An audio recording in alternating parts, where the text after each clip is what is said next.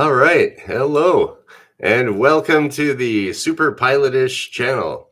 My name's Graham Wilson, and I'll be talking about airplanes from my basement or about anything else that pops up into the chat here. And first, I have to adjust my microphone. We'll see if this sounds any different. All right, here we go. Okay, that'll be better. All right, so today I'll be talking about. I got a request from one of our viewers, one of the gang here, and the request was to talk about what it's like to train people how to fly in the Piper Tomahawk. So hey, you asked for it, you got it. That's the plan here with this channel. Anything you leave, if you leave a comment below, or even if you're in the chat and you want to know something, well, just let it rip. So anyways, Adam Snow already wants to know how superior the Cherokee is to the Tomahawk. That's a great plane, Adam, but today, how about this? We'll say maybe next week. Or Monday. So I'm going to talk a little bit about the Piper Tomahawk. There's a lot of information that I looked online, and I have looked online for many years,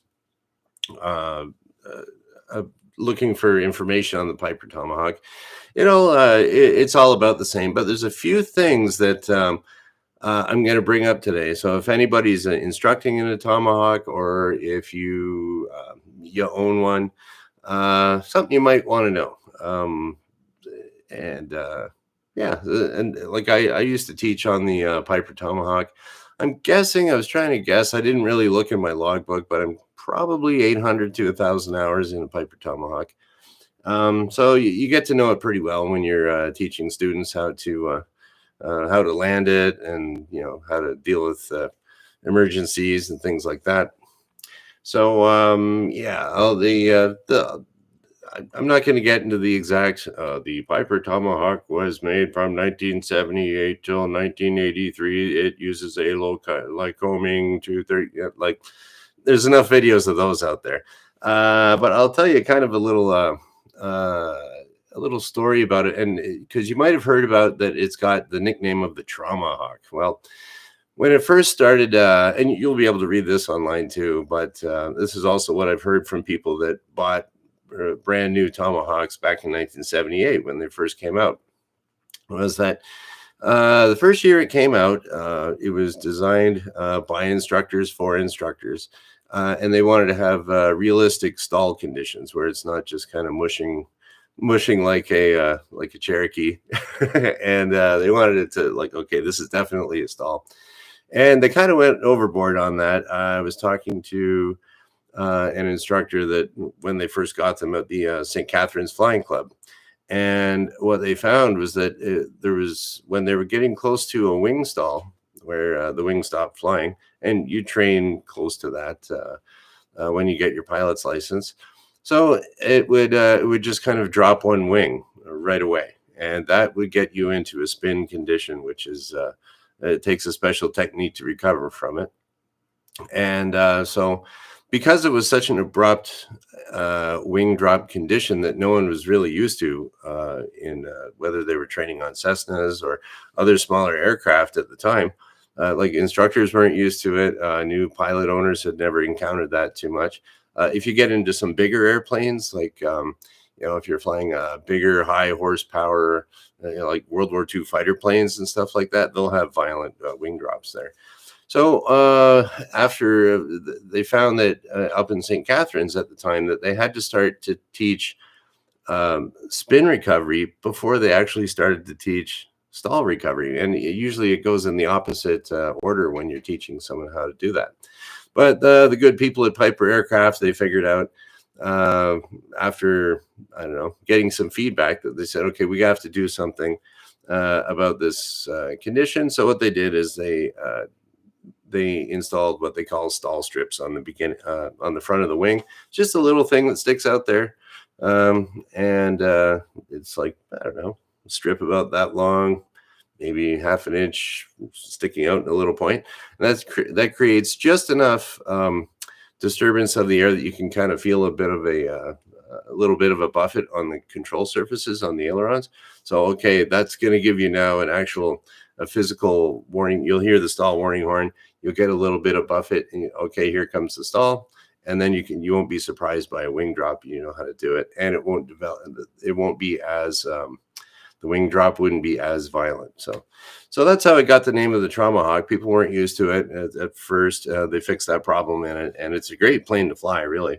If you follow your procedures and you fly by the numbers and you do everything you're supposed to. So one of the things that I got asked a few years ago to there was a guy from AOPA, what's that, American Owner Pilot Association, something like that, in the States. He just called up where I was working out of the blue, and he wanted me to tell about the Piper Tomahawk. So there's an article out there somewhere about that. Oh, I could put that.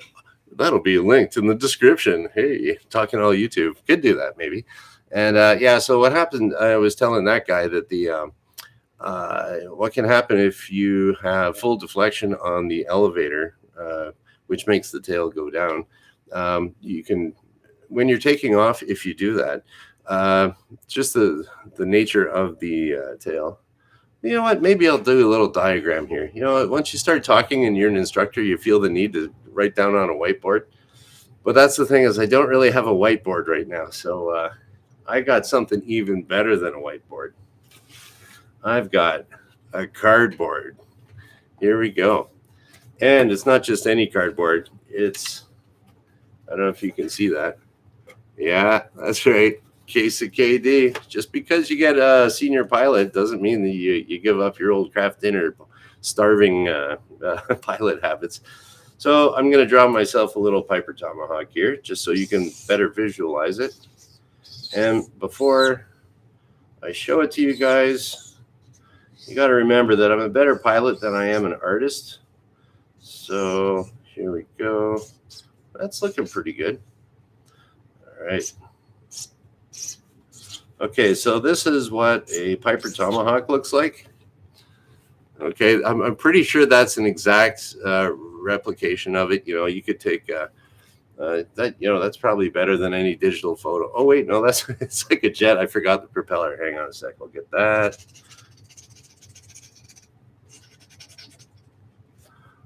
All right, now we got a Tomahawk. Okay, here we go.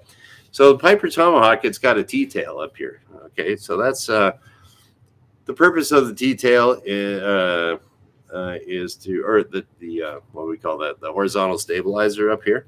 That actually creates a downforce when you're flying along, but your wing over here, actually, that's what makes you fly, right? So you got a great big. So your up force is a lot bigger than the down force here, so the plane's going to fly up. And so anyways, what happens is this doesn't really become effective until about 40 knots in a Piper Tomahawk.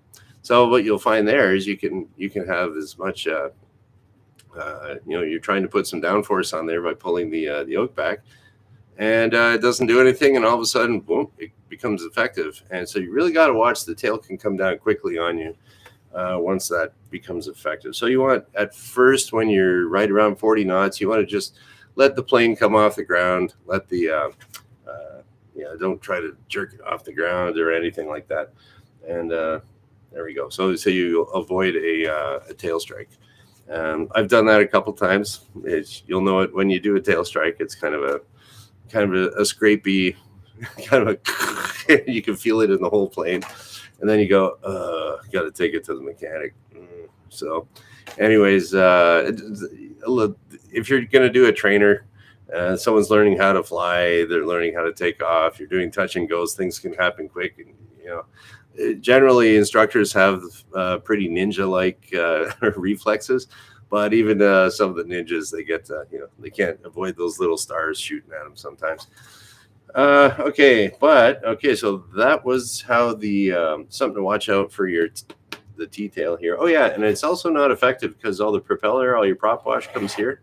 So this is up in clean air. It's whereas on some other airplane like a Cessna 172, you have all the air going over the tail down here. So I don't know, little airplane stuff. Now, okay, so I got my little checklist over here. So here we go. We're gonna do. Oh yeah. So this is the one thing. It's not in the POH, and it has happened to me. Okay. So this I'm gonna keep this somewhat anonymous. So what happened was if you do okay, let's back up a bit. Okay, all airplanes that are certified aircraft, if they are certified for spins, they are tested to do a 6-turn spin. So yeah, there you go. So to show what a 6-turn spin looks like, you go like this, you stall the aircraft, and then you go into a spin, and you kind of go around like this, like that. So you go around 6 times, and then the test pilot will recover. And usually when you recover, your nose is kind of down, and you'll ease out of the dive. So what I was doing one day just for kicks, because when we train it, we only do like probably about 1 turn or a couple turns, and then we tell the student to recover, just so that if they mess up, then you got a little bit more leeway to play with it. So I was doing some training with another instructor, and we thought, hey, let's do a 6-turn spin. Yeah, we'll give it a shot. Yeah, sounds good. So that's all legal. It's fine. We got lots and lots of altitude, and anything weird, if we're doing anything that maybe I haven't quite done that much of, I'll make sure that there's it's really close to like a little grass strip. If anything happens, we can go glide into the strip, and I've done that many times. Well, simulated anyways. And so if you're going to be in a gliding to a little strip, an instructor is the best person to be with. Yeah, so we were doing the 6-turn spin, and as we were getting up to 5 times around, the engine started sounding a little bit rough, and I'm kind of thinking, what's going on here? And then right at about the 6th turn, the propeller went boink and just kind of stopped, and it got really quiet. So the engine stopped on us as we're spinning around towards the ground. So I told the instructor that I was training, okay, recover. And then so he proceeded to put the nose down. And my thinking at the time, even though it's like it shocks you when you see your propeller stop. So I said, I want that propeller spinning now, right? So and he was flying the plane. So I said, okay, recover. And so the nose was going down. I pushed it even more, so the plane's pointing straight down. And then what happens? I wanted lots of airflow over the propeller to start it windmilling. So that's what they call it. If a plane's going fast enough, just the inertia of it, the wind will actually drive the propeller, which makes the engine rotate. And we did the proper recovery, eased out of the dive, engine started up, and then we kind of looked at each other like, that could have been bad. But yeah, anyways, engine ran fine. So I was really trying to think now, why did that happen? That was weird, because I'd done lots of spins. I've done 6-turn spins before. Why did the engine quit? That seems so weird. I mean, the Tomahawk will flatten out a little bit after a few turns, but why did the engine quit, right? So I was trying to think. It was at the end of our training session. I thought, and the fuel, we had like a legal amount of fuel. We probably had like an hour of fuel left, maybe an hour and a half. And we were trying to figure it out on the way back to the airport. Like, what's this all about? And then we were looking, okay, we were spinning to the left, but the fuel selector on the Tomahawk is, it's kind of, you'll see that on other Piper, like Cherokees, Warriors, those kinds of planes. They'll have a left or right tank. There's one gas tank in each wing on these planes. So we were spinning to the left, and we had the fuel selector on the right tank. So what we were thinking is that the centrifugal force of the plane spinning around, it made the fuel go out towards the wingtip, and the fuel pickup to go to the engine is on the root of the wing, like closer to the body.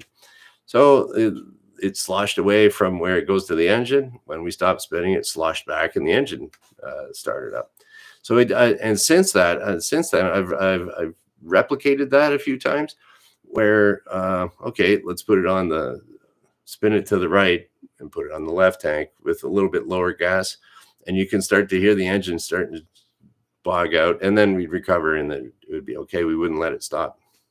So yeah, so that's one thing. I taught my instructors that we were flying those things, and we do, no one's allowed to fly those spin the airplane solo. So so I made sure all the instructors know, if you're going to spin to the left, put it on the left tank. You're spinning to the right tank. And so if you own an airplane or you teach in there, if you do a bunch of spins and you got lower fuel, like, it's not placarded, it doesn't tell you that in the POH, in the operating handbook, but it's a thing, and you got to watch out for it.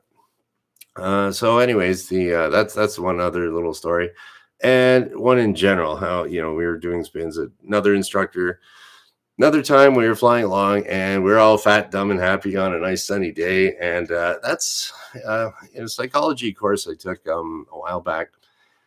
It was a social psychology course in university, and the professor was talking about how, if you're in a good mood, you think less rationally, and if you're in a bad mood, you actually think more rationally. So say it's a real nice sunny day, you're thinking, hey, I'm going to go jump off that cliff at the beach. Yeah. Or I think that water's fine. I'll jump off. Everyone else is doing it, right? But then if it's an overcast day, your mood you're like in a worse mood.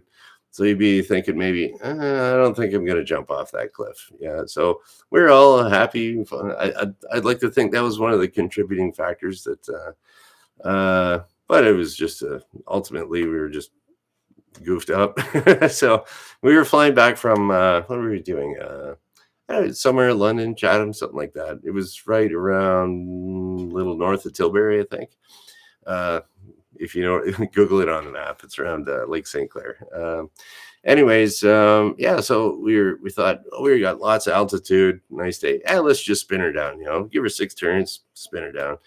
Okay, so you're supposed to do this thing called a Hazel check. Now, different flight training units will have different. Their Hazel check might mean something different.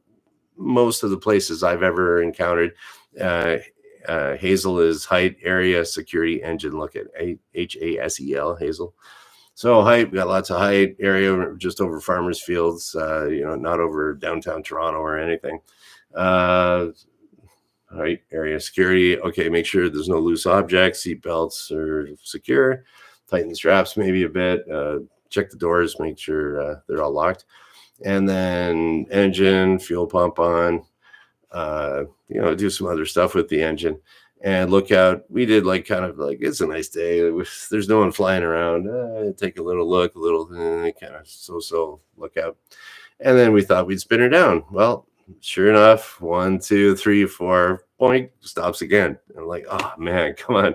This has happened again to me. But I mean, I knew I had it. We were spinning to the left. It's on the left tank. We got lots of gas. This shouldn't happen, right? As we're coming out of the dive, the propeller starts up, engine starts up again, everything's fine. And as we were pulling out, every instructor always has one eye out here and one eye on the airspeed. The airspeed indicator started picking up a bit. I was like, okay, let's see what else is going on. I looked over at the mixture. We didn't put a rich mixture in so there's a little knob in an airplane that adjusts how much fuel, the ratio of air to fuel goes into the engine. Because you have that there, because when you go up higher, the air is thinner, so you want to have less gas to keep that ratio the same so that the engine works. Well, sure enough, we forgot to put the engine rich, and so in the book, that you want lots of gas going to the engine when you're doing a spin. So electric fuel pump on, mix your rich, and we had the electric fuel pump on, didn't do the rich mixture. So now we just had less gas going to it and a little sloshy, and boom, engine quit. So that one, you could tell that story, or even if you have a student, you show them this video and say, well, it's just a Hazel check. It's fine. The engine's running fine. It's like, no, it's very, very important. So let's just say you're practicing stalls. Oh, it gets out of hand, turns into a spin. You panic, and you got that one thing that you forgot, and your engine quits. Now, that could be bad. But as it turned out, everything was fine, and I was a little bit more vigilant about doing hazel checks. And now I got a story to tell. I had a story to tell to my students, like if they're like, who cares? We just did one. No, this is why you do it. And then yeah, okay. So anyway, that's the one thing they don't tell you about the Piper Tomahawk if you're doing a 6-turn spin. Oh, another thing too about the Tomahawk that they don't tell you is that if you are doing spin training, you're going to put in the proper opposite rudder and break the stall the way you're supposed to train to do it. And it's very shocking at first when you try it and you're going to do something. You're spinning around, the world's all over the place, and then all of a sudden, let's recover from this, stop the spinning, and then ease out of the dive. And then what happens is you do the proper thing, the way that the book tells you, that everything, and nothing happens. Doesn't happen. It's like, here we go. Instead of hand flying, let's get my training aid out here. So you're spinning around, and the ground is spinning and spinning. And okay, let's stop the spin. So you put the proper inputs in, and then nothing happens. And you slowly notice after about one rotation that it slows down, and it stops. Ease out of the dive. Away you go. Okay. Yeah. So that was that. Hey, we have another question here from Mona Moore. Okay, well, how's the Tomahawk for tall people? Yeah, it's got really ample leg room. It's lots and lots of leg room in it. For tall people, you might see. I'm about 6'2". I got to slouch a little bit in it. I would say if you and my headset kind of sticks up a bit. I got some padding on my headset there. So, I mean, I'll be slouched a little bit in it. I mean, if once you get over 6 feet tall, every pilot has to adapt to being in little tight confines, and your feet are too big to get in this and that. But it's handleable, yeah, I would say, for tall people. Like anyone over, I mean, I guess if you're under 6 feet and you kind of have a normal headset, it's probably pretty good. Lots of leg room though. So if you're on a cross country trip, you can just put the seat all the way back, stretch your legs all the way out. So that's kind of nice.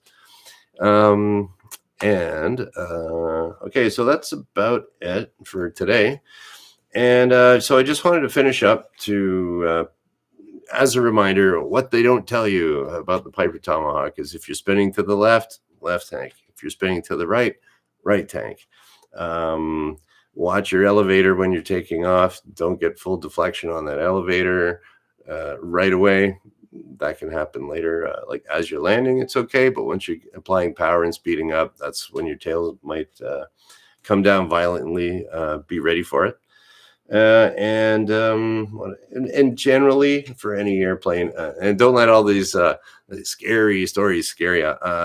Any airplane out there, whether it's a high performance, like I know a buddy of mine that's he started off being a CF-18, a Hornet pilot in the Canadian Air Forces. I asked him how hard it was to fly one of those. He's like, "Oh, it's a great plane, man. Just fly by the numbers. Come in at this speed. From big jets to fighter jets to Tomahawks to anything out there. Watch that airspeed. Fly it within the parameters of what you're supposed to, and just about every plane is fine." And you talk to these airline guys that are flying 777s, and what's it like to fly a 777, man? They go, it's an airplane. So yeah, they all kind of are. Make sure you fly by the numbers, and if you're going to do anything weird, something a little bit out of your comfort zone, I highly recommend finding an instructor somewhere to go flying with you. I would say probably 99% of the time, if I go flying, even with some other pilot, if it's not an instructor, I'll learn some new little technique because maybe they learned how to fly somewhere else and they teach it something differently over there. And you'd be like, oh, what's that? Like, what was it? an example, just to tell you, just to show you that I'm not lying here. There's a way that we decode weather in aviation. As it was designed back when there was like teletypes, so there's all these two letters that mean something. Like RA would mean rain, and so anyways, that's a whole other language. And then so someone was flying, so someone was doing a flight test, and they're like, BR, what's that? Baby rain. It's like, I never heard that before. I just learned a new kind of like, how do you remember mist? Mist is BR. It's actually from the French. It was brouillard, something like that. And yeah, so there's that's the way you'll learn something every time you go flying with someone. So go get an instructor if you haven't been flying with one in a while. Okay, and Adam Snow is also asking, are there two doors on the Tomahawk? Yes, one for each person. And yeah, because it only seats two. It's a trainer. Okay, well, I think that's about it for today, and we're gonna shut her down there. Thanks everybody for showing up today, and feel free to pass this video on to anybody that flies a Tomahawk or instructs on a Tomahawk, is thinking about buying a Tomahawk. And if you want, you can come in. I'll be doing this Monday, Wednesday, Friday at noon from my base, live from the basement. And there we go. So we'll shut her all down. And thanks for watching, everybody. Okay, bye.